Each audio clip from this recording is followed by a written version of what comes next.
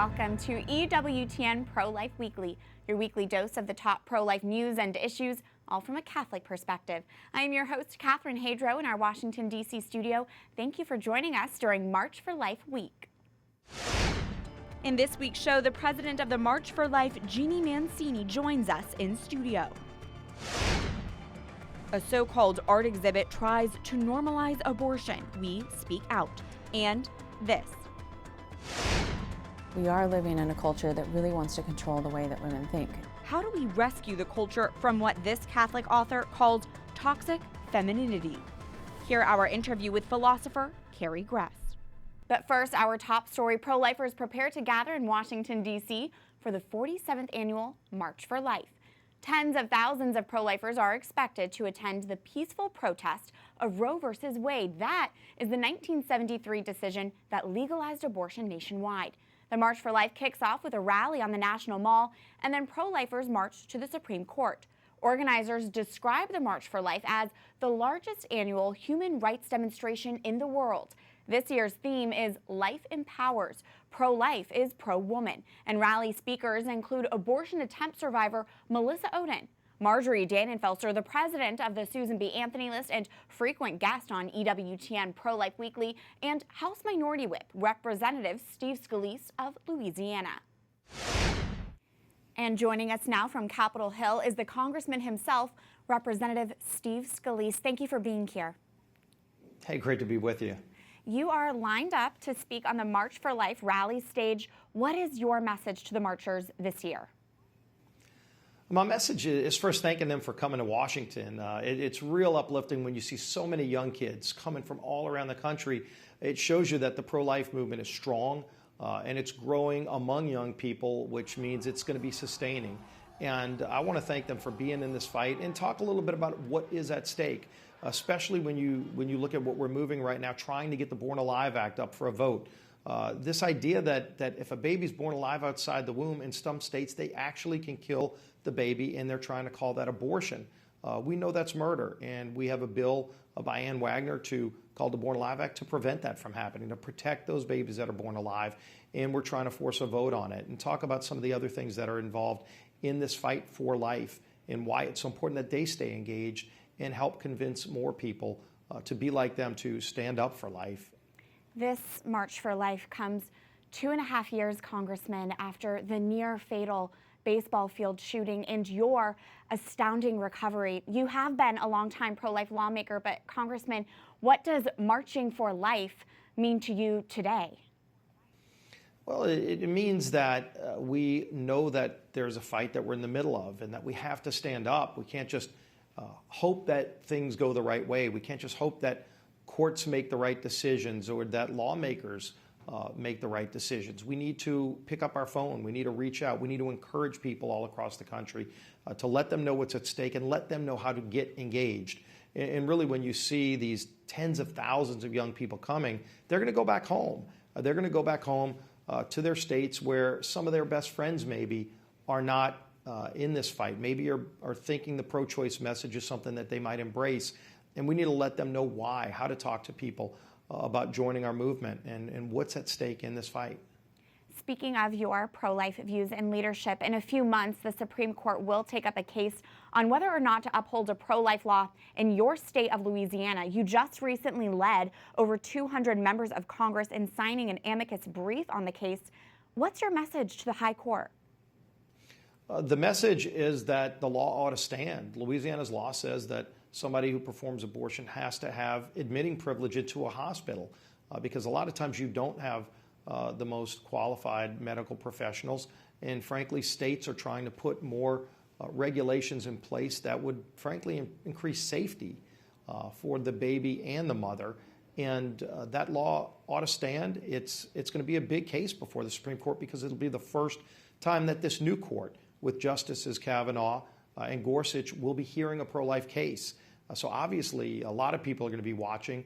I hope the court rules in favor. The amicus brief that I led the effort on, as you mentioned, got over 200 members of Congress, which is the largest number of signatures for an amicus brief on the pro-life issue. So it shows you even more members of Congress are watching and engaged in this. And that's something I think the court should look at as well. So hopefully Louisiana's law stands, because it's not just Louisiana that's at stake here. There are a number of other states that have similar laws or are getting ready to pass similar laws if this stands. So a lot is at stake nationally in this case. And again, first case on the life issue that this new Supreme Court will be hearing. And Congressman, you mentioned the Born Alive bill. Can you update us? What is the latest with the discharge petition you filed calling for a vote on the Born Alive Abortion Survivors Protection Act? Has it been gaining signatures, and do you see any chance for a vote on it? Yes, we have every single Republican that has signed on to the Born Alive Act discharge petition. And so if you look at this in two steps, one, there's a bill that says we're protecting life. If a baby's born alive, you can't kill it when it's born alive outside the womb. It's murder. And again, there are some states like New York that already have a law allowing the baby to be killed. We want to reverse that. So being for the bill is really important, but Nancy Pelosi is not bringing that bill up for a vote. And so the only mechanism we have in the minority to force the issue is what's called a discharge petition. If 218 members of Congress sign that discharge petition, then the Born Alive Act comes up to the floor for a vote, regardless of what Nancy Pelosi thinks about it. And so it's important not just to say I support the Born Alive Act, but to actually sign the discharge petition. We now have over 200 signatures. We need 15 more. 15 more members of Congress signing on will force that bill to be on the floor for debate and a vote where everybody has to take a position. And so everybody that watches this show, please pick up the phone and call your member of Congress. Ask them, not just have you supported the bill, have you signed the discharge petition? It's a very straightforward yes or no answer. And if they say yes, you can thank them for signing on. But if they say no, ask them why and encourage them to sign the discharge petition. You cannot claim to be pro-life and then not sign that discharge petition. So it's so important we get to 218 signatures, and I think it's still possible. And finally, Congressman, how does your Catholic faith shape your pro-life views and your support for the March for Life? My faith is very deep and personal, and frankly, it's at the core of who I am as a person. You know, this idea that you have to check your religion or your faith at the door when you're a policymaker, I don't agree with, because that is part of who you are. It shapes your values. And I went to Catholic school and got that sound religious education to understand why it's so important. And of course, I fell back on my faith. When I was laying on that ball field, shot and almost bleeding out, almost losing my life, I was praying to God and asking him some very specific things. And that faith was important. It helped me get through that day. It helped me to come back. And frankly, God answered those prayers, and so many other people that prayed. So faith is who we are. It shapes our values as a country. And I hope that everyone of faith exercises that in their daily lives. Well, we are grateful for your life, Congressman, and for your time today. House Minority Whip Steve Scalise, thank you. Thanks. Great to be with you. Marilyn Musgrave is a former U.S. Representative for the state of Colorado and the Vice President of Government Affairs for the Susan B. Anthony List. Welcome back to the show. It's good to be here. Congresswoman, first off, can you speak to the role that House Minority Whip Steve Scalise plays on Capitol Hill for the pro-life movement? Well, first of all, let me say that I remember when Steve Scalise was shot. And the first thing he said when he came back to Congress 3.5 months later, he said his faith in God had only gotten greater. And when he was lying on that field, nearly dying, he thought of his children. And I just know the heart of the man, and I really see in Steve Scalise one of the most amazing pro-life leaders ever. You know, it used to be when I was in Congress, they didn't whip on pro-life bills. I mean, the whip operation, a number of members wouldn't go around and ask people or encourage them to vote in a certain way. Steve Scalise changed all that. Pro-life bills and the passage of those, or the opposition to things that are not pro-life, are very important to him.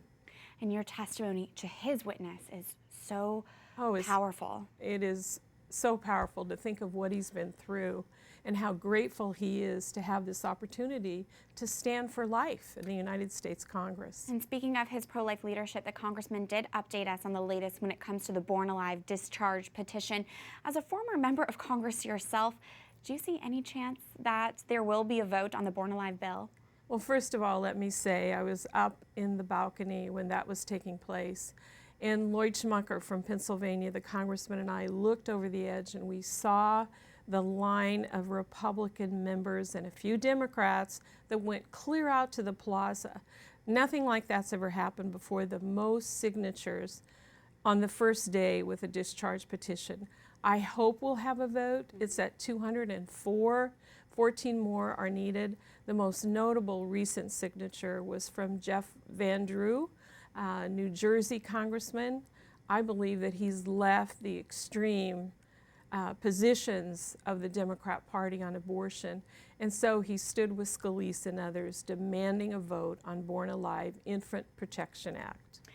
And as we mentioned with the congressman, he was also able to get over 200 members of Congress to sign on to that amicus brief to the Supreme Court. A record number of people signing it, bicameral, bipartisan. Amazing. Speaking now about the March for Life, which we're all excited about, the theme for this year's March for Life is Life Empowers, Pro-Life is Pro-Woman. As a female pro-life leader, as a wife, as a mother, what does this theme mean to you? Well, I've known all along that pro-lifers were pro-woman. You know, we know now from science that that unborn child is a human being with intrinsic value. And you know, I have women in my generation, personal friends that had abortions. And Catherine, they never saw the first steps. They never went to the first day of school. They never went to the graduation, the weddings. They missed out on so much. Women were lied to. It was a blob of tissue. We know that's not true. And we in the pro-life movement want to be there for women when they're pregnant, when they don't know what to do. And so many people around the country have done that in pregnancy resource centers. You know, they've helped women regardless of their decision. They've opened their arms and helped them. And when we look at the pro-life movement, Jeanne Mancini, we look at Kristen Hawkins with Students for Life, Lila Rose with Live Action, and our own Marjorie Dannenfelser, and we look at these women leading on life. It's so powerful. And in Congress, we have the most amazing women. We have Debbie Lesko, Vicki Hartzler, Ann Wagner, Cindy Hyde-Smith, Marsha Blackburn, Virginia Fox, Liz Cheney, Jackie Walorski, Martha Roby. I mean, I pray I didn't forget anybody. I probably did. But I mean, these women are leading on life. Congresswoman Marilyn Musgrave, thank you for your pro-life witness and thank you for being here. It's great to be with you.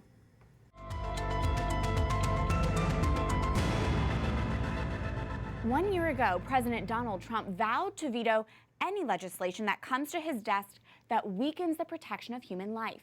Throughout his presidency, President Trump has also overseen the confirmation of over 150 strong constitutionalist judges. He has stripped Planned Parenthood of some of its federal funding and advocated for babies born alive after a botched abortion. These are all crucial victories for the pro-life movement, and that brings us to this week's call to action. Go to ProLifeWeekly.com to thank President Trump for fulfilling this promise to protect unborn life. Once you get to ProLifeWeekly.com, you will be prompted to type in some of your basic information so we can deliver your message directly to President Trump. Again, in light of the one-year anniversary of President Trump's vowing to veto any abortion legislation that comes to his desk, we want to acknowledge the major pro-life strides in his administration as we look towards more pro-life goals this year. You can send your thank you message to President Trump for fulfilling his pro-life promises by going to ProLifeWeekly.com. Turning now to our next segment, we have a one-on-one with the president of the March for Life. The first March for Life was held in January of 1974, 1 year after the Supreme Court Roe v. Wade decision. The founder, Nellie Gray, first tried to find a legislative solution to the Supreme Court ruling, but then decided to hold a March for Life every year until Roe v. Wade is overturned. Gray died in 2012, and Jeanne Mancini was then appointed the new president. And joining us now is the president of the March for Life herself, Jeanne Mancini. Thanks for taking the time to be with us during this busy time. Oh, thanks so much for having me. So the theme for this year's March is Life Empowers, Pro-Life is Pro-Woman. How did you come up with that theme?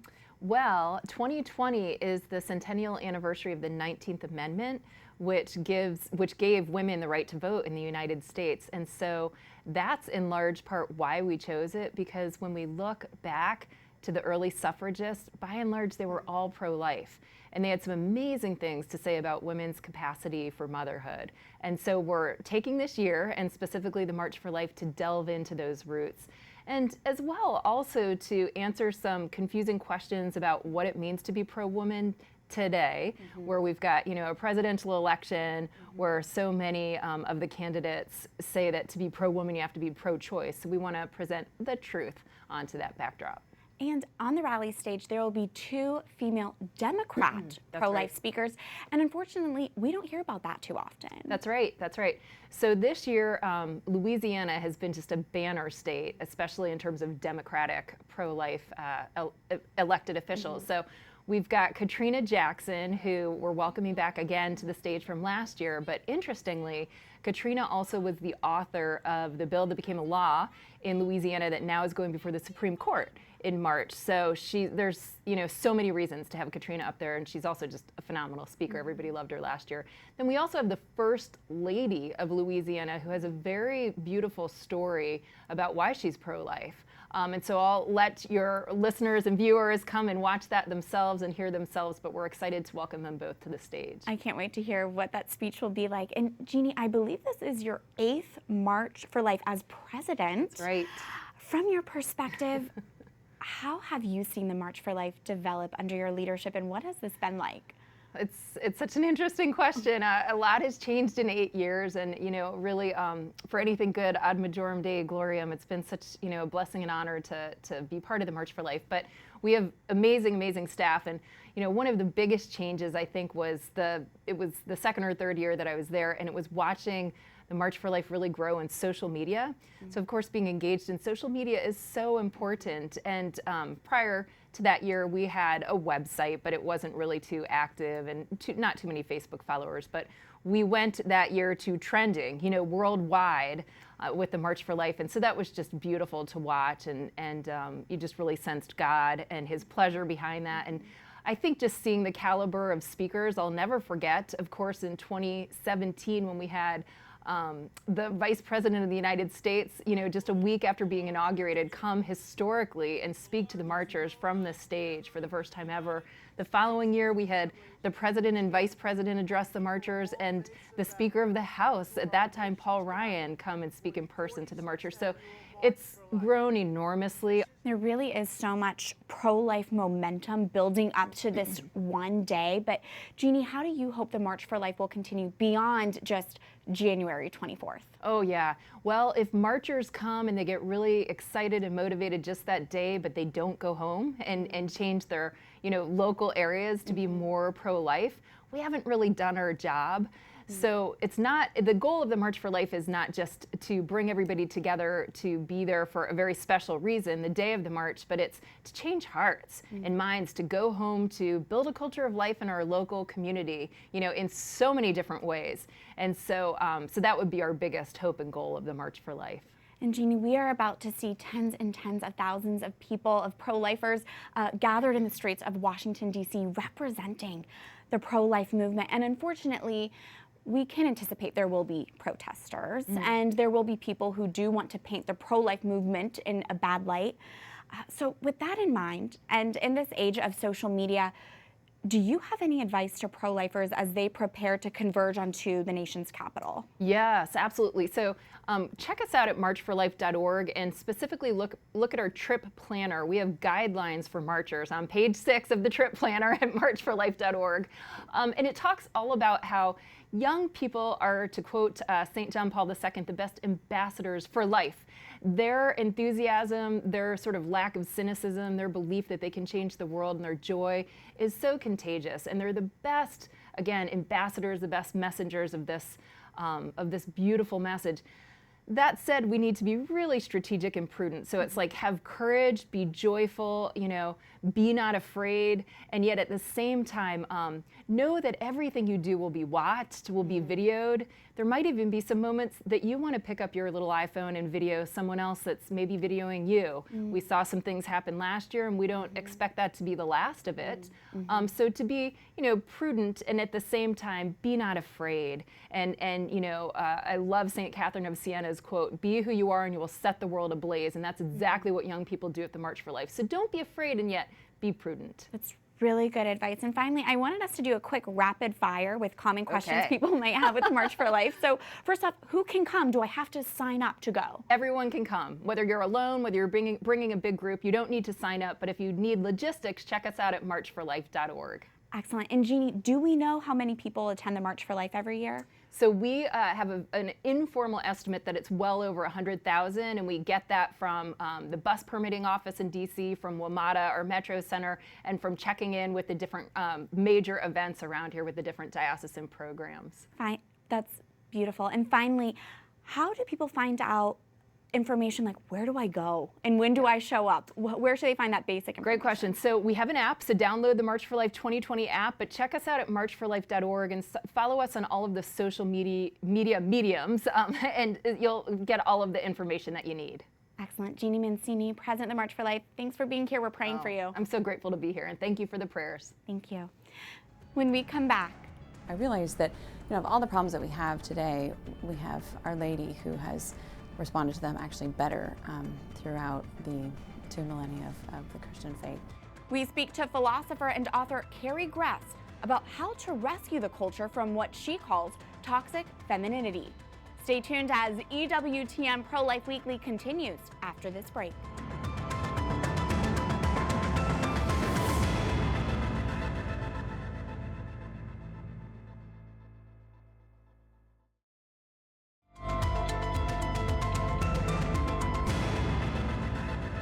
Welcome back to EWTN Pro-Life Weekly. I'm your host, Catherine Hadro.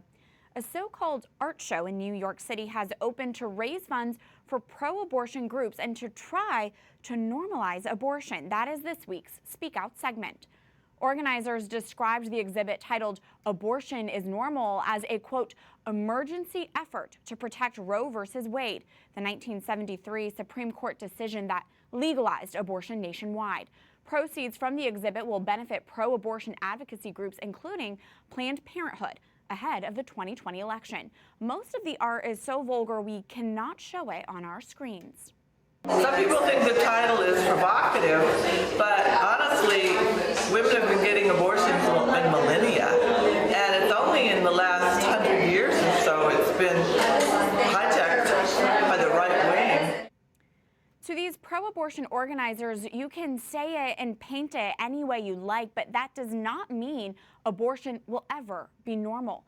Our society has immensely failed women if we ever try to normalize a mother killing her unborn child. That is the most unnatural of events. Abortion is not normal, and this art gallery is not truly art, because art points to beauty and to truth and ultimately to our Creator. This is the perversion of art and the perversion of truth. And while this so-called emergency art show works to protect Roe v. Wade, this very week, tens of thousands of pro-lifers are preparing to march in Washington, D.C. to peacefully protest the Supreme Court ruling.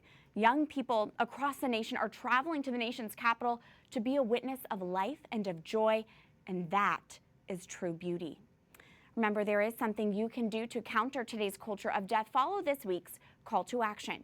Go to prolifeweekly.com to thank President Trump for fulfilling promises to protect life. Often when you get a glimpse of Hollywood and the entertainment industry, it looks like the media is in lockstep with the abortion industry. That's why Catholic philosopher and author Carrie Gress is calling on women to rescue the culture from what she calls toxic femininity. Hear how in this week's Pro-Life Focus. As Christian circles debate how to best live out our faith in the secular world today, whether it's the Benedict option or the Dominican option, Catholic philosopher and author Carrie Gress offers another idea: the Marian Option. All the things that concern us today, whether it's heresies, it's evangelization, it's secularism, that Mary has dealt with these things in spades and throughout history. Her book, The Marian Option, and its natural sequel, The Anti-Mary Exposed, explores how Our Lady can rescue us from what Gress calls toxic femininity. It's been this weird dynamic where, women are critical of men, but they're also trying to be exactly like men at the same time, this sort of erasing genders and whatnot. So I think that that's really where this idea of toxic femininity came from. It's just this recognition that, or is this idea that's, part of the foundation of feminism, that women, in order to be happy, have to deny the feminine. They have to deny the virginity and motherhood, but they have to be more like men. It's an ideology that can be seen in the modern-day women's marches, where abortion is closely linked with their idea of freedom. Gress, a wife and mother herself, says powerful cultural forces in the entertainment and media industries are pushing this toxic version of femininity, with help from the abortion industry itself. We are living in a culture that really wants to control the way that women think. Now we're seeing really these tentacles of these elite women who are controlling everything from pop music, Hollywood, fashion industry, magazines, you name it, they control it in terms of these ideas about being pro-choice and abortion, and certainly spreading the lies that we don't need husbands and children are an obstacle to our happiness. And while the mainstream media would like to say women's lives are better with abortion, Gress says the evidence speaks for itself. I think that they have done just an incredible job of spreading the propaganda that abortion is really necessary for women to be happy. And yet, if we look at all the metrics for women, suicide rates, depression rates, substance abuse, STDs, divorce, all of these are pointing to the fact that women are not happy. They're not getting happier. There's no sort of incremental increase in women's happiness that coincides with the rise in feminism. In fact, we're seeing the opposite of that. Gress says to rescue the culture from toxic femininity, we must seek the intercession of the Church's greatest example of woman, the Virgin Mary. It is our mother who perfectly models for us what true freedom looks like. I realized that, of all the problems that we have today, we have Our Lady who has responded to them actually better throughout the 2 millennia of the Christian faith. So all of these problems kind of resolve themselves when devotion to Our Lady increased. Even getting back to an understanding of what that means to be a woman and the gift of motherhood, but also the gift of virginity. That we're all called to be spiritual mothers, whether it's through the single life or through biological motherhood. And to sort of recapture what some of these ideas mean, because that ultimately is how the culture is going to be changed, by helping women understand who they are fundamentally. That does it for this edition of EWTN Pro-Life Weekly. Until next time, be sure to reach us at prolifeweekly@ewtn.com or connect with us on social media. Just search for EWTN Pro-Life on all the major platforms. And remember, life is a gift. Your life is a gift. God bless.